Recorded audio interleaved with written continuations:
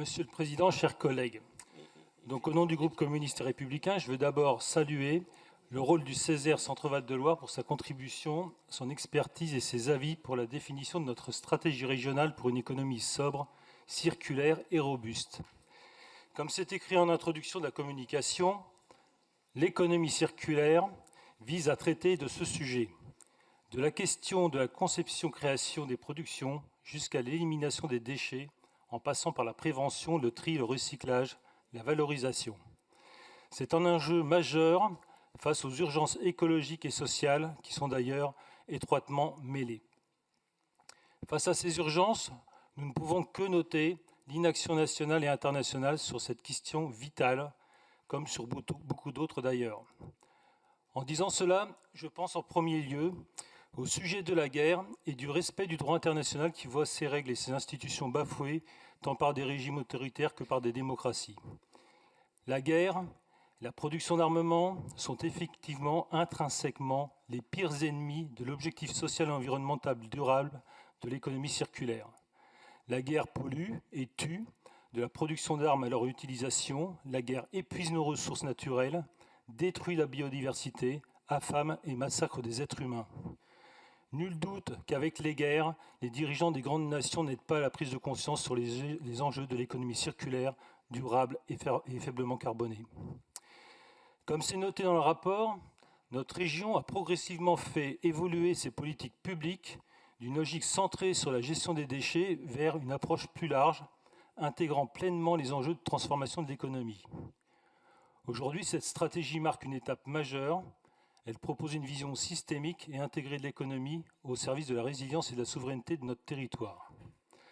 Le groupe communiste et républicain partage pleinement cette ambition et les 23 mesures concrètes proposées. Cependant, pour nous, des priorités doivent être fixées ainsi afin que la portée de nos actions ne soit pas réduite à néant par un système économique qui se fixe, lui, d'autres priorités. Par exemple, la gestion des déchets ménagers et assimilés est au centre de la vie des citoyens et des citoyennes et de celle des collectivités territoriales. Cette gestion publique a un coût, supporté aujourd'hui par l'usager et le consommateur. Pourtant, ce sont bien les entreprises qui portent la responsabilité de la production des déchets. Aussi, pour nous, la réalisation des objectifs de l'économie circulaire nécessite de faire de la réduction des déchets à la source la grande priorité. Cela implique de promouvoir avant tout la fabrication d'objets qui durent, le renforcement de l'éco-conception, la lutte contre l'obsolescence programmée. Des priorités contraires à l'économie capitaliste du marché. C'est pourquoi nous sommes convaincus que la transition vers une économie faiblement carbonée et durable se fera via une économie circulaire avec un dépassement de la dérégulation du marché capitaliste.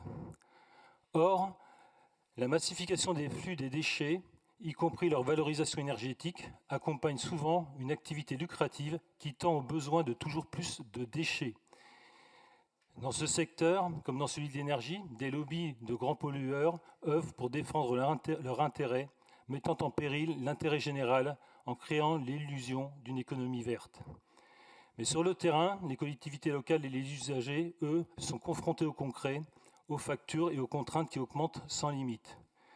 Pour le groupe communiste et républicain, il s'agit de garder le contrôle de l'activité économique de ce secteur dans le cadre d'un service public de qualité, de renforcer l'économie de proximité, de revoir nos modes de consommation, mais surtout de revoir nos modes de production face à la massification de la mondialisation capitaliste. Voilà l'enjeu. Travailler pour une économie circulaire et localisée, c'est aussi agir pour le contrôle des 200 milliards d'euros d'aides publiques qui viennent principalement nourrir les profits. Elles doivent être versées sous le contrôle des salariés et sur des critères stricts en matière de relocalisation d'emplois, de salaire, mais aussi de production écologique et de mise en œuvre de principes d'éco-conception et de fabrication durable.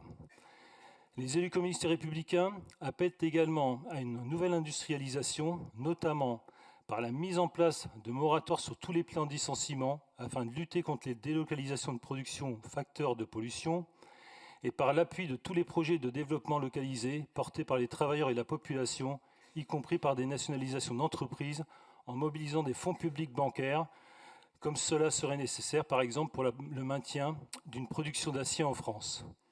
Nous attendons à ce sujet du gouvernement un changement de position radical. Comme le disent les syndicats du secteur, nous voulons Arcelor et les productions locales sans Mittal. Au final, les citoyens et citoyennes, les travailleuses et les travailleurs, les élus locaux doivent pouvoir se réapproprier les décisions, acquérir de nouveaux pouvoirs pour réussir cette transition écologique et démocratique. Chers collègues, je vous remercie de votre attention.